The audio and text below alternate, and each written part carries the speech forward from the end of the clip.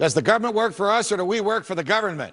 Are the freedoms that are guaranteed by the Constitution truly guaranteed, or are they subject to the whims of politicians and bureaucrats and secret central bankers? Tonight, what on earth has the government done to our money? A famous central banker once said, quote, "If you give me control of a nation's monetary system, then I care not who writes its laws."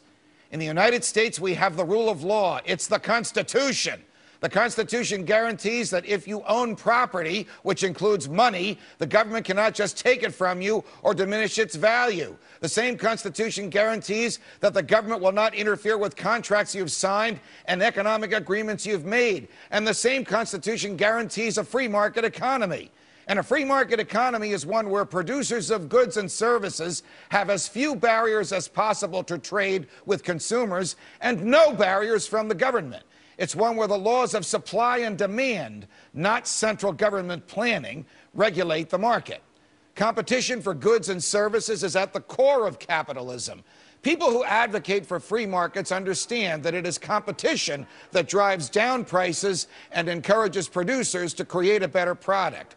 So why is it that people who advocate for a free market in everything else don't support a free market in money? Ask yourself why we don't allow the government to set the price of shoes or bread or chocolate, but we do allow the government to determine the price or the value of money. The government does this by fixing interest rates, which is the cost of borrowing money. The history of central banking in the United States is a tumultuous one. The intellectual battle between Thomas Jefferson, who wanted no central bank, and Alexander Hamilton, who wanted Soviet-style central planning, has been playing out over the centuries.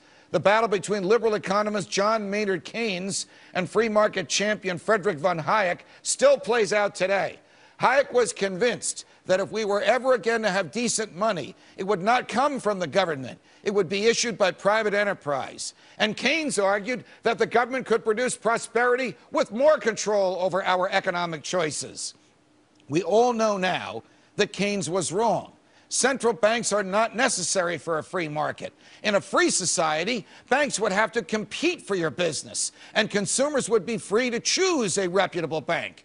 Instead, we have given control of our money to an unconstitutional and secretive Federal Reserve. Instead of supply and demand determining interest rates, like it does with the cost of shoes and bread and chocolate, the Fed dictates the value of money. The Fed would rather we stayed ignorant and disinterested in what it does to the value of our money. It doesn't want us to ask tough questions and deal with harsh realities about interest and credit. The job of the CIA and other intelligence agencies is to steal and keep secrets. Yet we know far more about what our intelligence agencies are doing than we do about what the Federal Reserve does. When private bankers can operate in secret with the authority of the government, they will enrich themselves and lessen the value of money for the rest of us. That is the Federal Reserve, and that is theft, pure and simple. Since the Fed came into existence nearly 100 years ago, the value of the dollar has gone down by 92%. Who would voluntarily stick with a bank that destroyed their savings? But there's hope. Grassroots outrage at the bailouts of AIG and General Motors and the United Auto Workers and others has fueled renewed interest in this topic, and central bankers have new reason to fear sunlight, daylight, into their operations. The modern-day Thomas Jefferson, Congressman Ron Paul, has been named the chair of the Domestic Monetary Policy Subcommittee of the House of Representatives. A movement of Federal Reserve abolitionists is coalescing behind Congressman Paul in support of his efforts to bring more light into the inner workings of the Feds. The last time voter rage boiled over into the destruction of the central bank, Andrew Jackson was president, and he reasoned that that bank did nothing but benefit an elite circle of corporate and industrial interests at the expense of those who labor and save. He understood that by centralizing the power of currency into the hands of a private institution, it would inherently be corrupted by the government. Then it could be used to finance big government schemes at home and abroad. Sound familiar?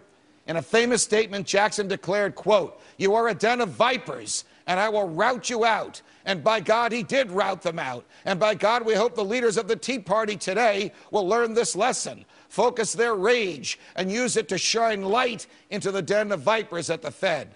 Light put upon the government will expose what it has done to steal the value of our money. Exposing government secrets will bring us freedom, and freedom will bring us prosperity. From New York, defending freedom every night of the week. So long, America.